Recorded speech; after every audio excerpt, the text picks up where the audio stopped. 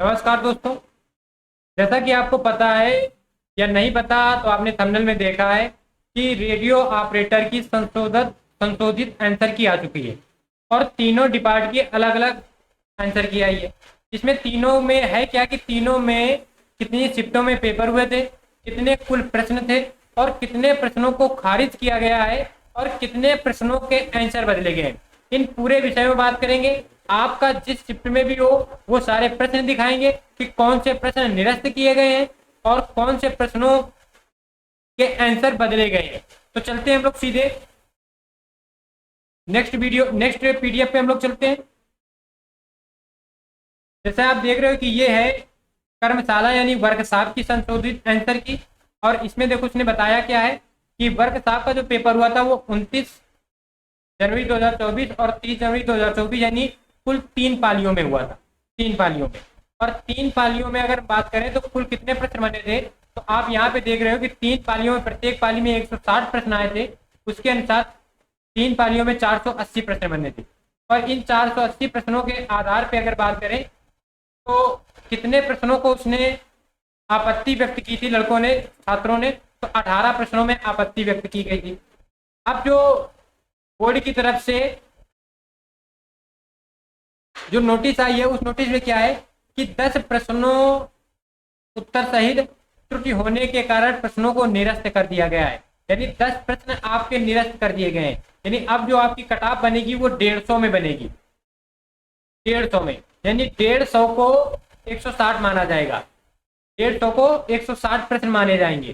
तो जो 10 प्रश्न निरस्त हुए हैं उनके अंक इन्हीं 150 प्रश्नों में बांट दिए जाएंगे। यानी अभी एक प्रश्न 2.5 नंबर का पड़ रहा था, यानी अब वो प्रश्न एक प्रश्न 2.5 नंबर से थोड़ा बढ़ जाएगा। और 8 प्रश्नों के दूसरा पैरा देखोगे, 8 प्रश्नों के उसने क्या किया दोस्तों, विकल्प बदले हैं। विकल्प, और ये संशोधित आंसर की उसने अपनी ऑफिशियली साइट पे डाल रखा है। आप ये देख सकते हो। ये पहले क्या था, 29 तारीख की पहली शिफ्ट में जो पेपर था उस पेपर में एक प्रश्न था, स्वयंभू को अपभ्रंश का कालिदास और पुष्पदंत को भवभूति किसने कहा है। ऑप्शन ये थे, ऑप्शन कौन था, राहुल सक्सेना, हरप्रसाद शास्त्री, डॉक्टर बागची, डॉक्टर भयाड़ी। तो इसमें क्या है, डिक्लेयर ऑप्शन डी किया गया था, लेकिन फाइनली इस आंसर को, इस क्वेश्चन को कैंसिल कर दिया गया है। यानी ये प्रश्न जो है ये खारिज हो चुका है, पहला। दूसरा प्रश्न ये वाला था, रीजनिंग का है। यदि शब्द एंट्रेंस के सभी स्वरों को अंग्रेजी वर्णमाला श्रृंखला में उनके ठीक पहले वाले अक्षर में बदल दिया जाता है, ये वाला प्रश्न था। तो इसको भी क्या कर दिया गया दोस्तों, खारिज कर दिया गया है। अगले प्रश्न की बात करें अगर हम लोग, ये 29 की पहले शिफ्ट की है। कह रहा है which metal can be displaced by copper from it salt solution. तो यानी इस प्रश्न को भी क्या कर दिया गया दोस्तों, खारिज कर दिया गया है।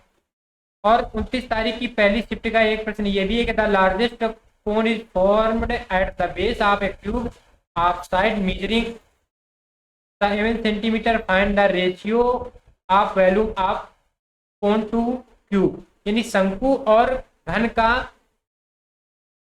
वैल्यू यानी आयतन बताना था। इस प्रश्न को भी दोस्तों खारिज कर दिया गया है। एक प्रश्न अब दूसरी शिफ्ट का है, उसमें लिंग बदलना था, टंकी का लिंग बदलना था और इसको भी खारिज कर दिया गया है, जबकि लिंग क्या है, टंकियां, लेकिन इस प्रश्न को खारिज कर दिया गया है।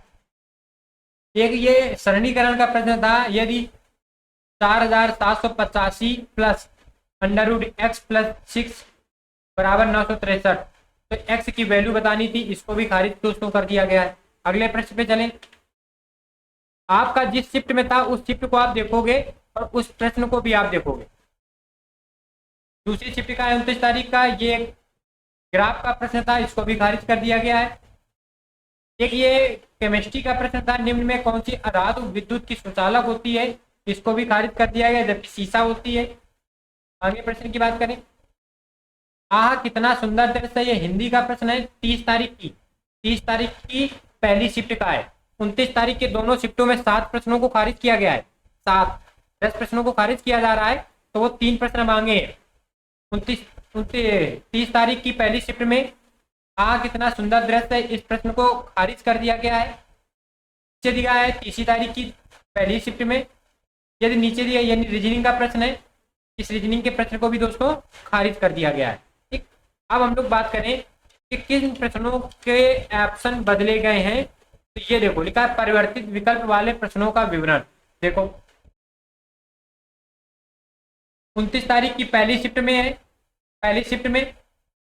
और ये प्रश्न है क्यूब मतलब कौन सा आकृति भिन्न है, कुछ आकृति भिन्न को बताना है। यानी इसमें जिस जिस भी साथी ने पहला नंबर ए नंबर और डी नंबर, जिसने ए नंबर और डी नंबर किया है उनका सही है। यानी फाइनली करेक्ट ऑप्शन कौन सा है, ए और डी दोनों सही है।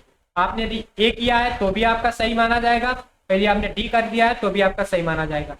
इसके बाद 29 तारीख की पहली ही शिफ्ट का एक ये प्रश्न है पैसेज का। और इस पैसेज के प्रश्न का पहले ऑप्शन था ए, लेकिन इसका बदल के कर दिया गया है डी कर दिया गया है।